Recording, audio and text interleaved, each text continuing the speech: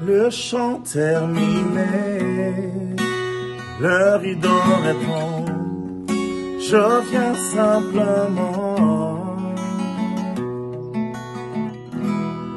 porter mon offrande, car je leur désire de réjouir ton cœur. Bonjour, bonjour, chers amis.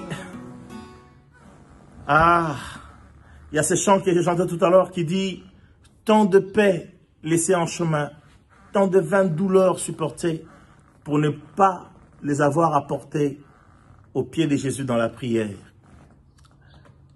J'ai dit ceci, ou j'ai fait allusion à ce chant parce que, en parlant de mentalité et de notre destinée, ou de notre route vers la destinée, il y a des choses qui nous bloquent pour que notre mentalité ne change pas, pour que nous ne puissions pas amorcer la transformation que Dieu souhaite pour nous, pour notre propre bien d'abord, et pour le bien de ceux qui nous entourent. Et ce sont ces petites choses. La Bible parle, par exemple, des petits renards. Ce sont des petits renards, des petites choses qui sont parfois négligeables, mais qui ont pris une telle ampleur dans notre vie qu'on a du mal à s'en défaire. Et du coup, le changement, la transformation, le métamorphe que Dieu veut opérer n'arrive pas ou a du mal à arriver parce que nous sommes retenus esclaves. L'apôtre Pierre nous dit dans la parole de Dieu que chacun, dans 2 Pierre chapitre 2, verset 19, que chacun est esclave de ce qui a triomphé de lui. Tu ne peux pas amener d'autres personnes vers leur destinée tant que toi-même tu es encore esclave de ce qui a triomphé de toi. Ce sont peut-être des petites choses, des petites habitudes, des petites routines qui ont pris place en toi et qui t'empêchent de pouvoir aller plus loin. J'ai une bonne nouvelle pour toi. En route vers la destinée, nous pouvons faire confiance à Jésus-Christ. Jésus va dire ceci, en vérité, je vous l'ai dit, si donc le Fils vous affranchit, vous serez réellement libre. Quelle est cette chose? Quelle est cette addiction? Quels sont ces petits renards qui ont pris place en toi et qui te retiennent esclave, qui t'empêchent de pouvoir atteindre ta destinée? Qui t'empêchent de pouvoir amorcer le changement, la métamorphose, la métanoïa que Dieu aimerait pour toi?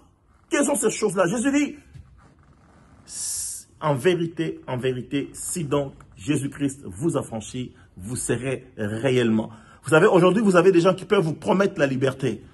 Si vous lisez bien ce passage, si vous lisez, quand vous aurez le temps, bien sûr, dans la journée, si vous lisez 2 Pierre, chapitre 2, verset 19, vous allez voir. Il dit ceci, ces gens-là vous promettent la vérité, alors qu'eux-mêmes, ils sont esclaves. Non, on ne peut pas prétendre promettre la liberté, alors qu'on est soi-même esclave de quelque chose.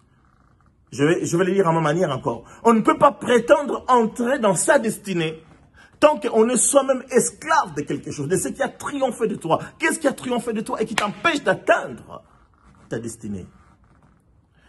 La vie est remplie des exemples négatifs, de ces personnes à qui l'on donnait déjà la République, à qui l'on donnait déjà la primature.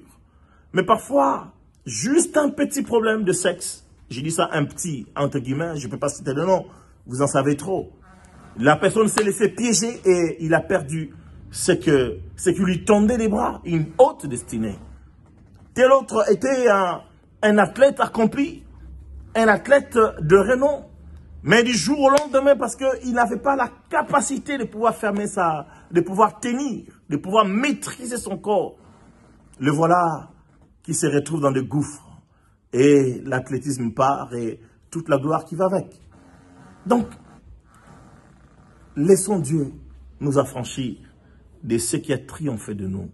En route vers la destinée, cette route-là ne supporte pas des boulets aux pieds, des petits renards qui viennent grignoter nos peaux, qui viennent grignoter notre âme et qui nous empêchent de pouvoir changer notre manière de faire.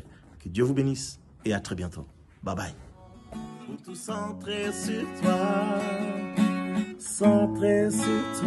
Jésus. Centre sur toi.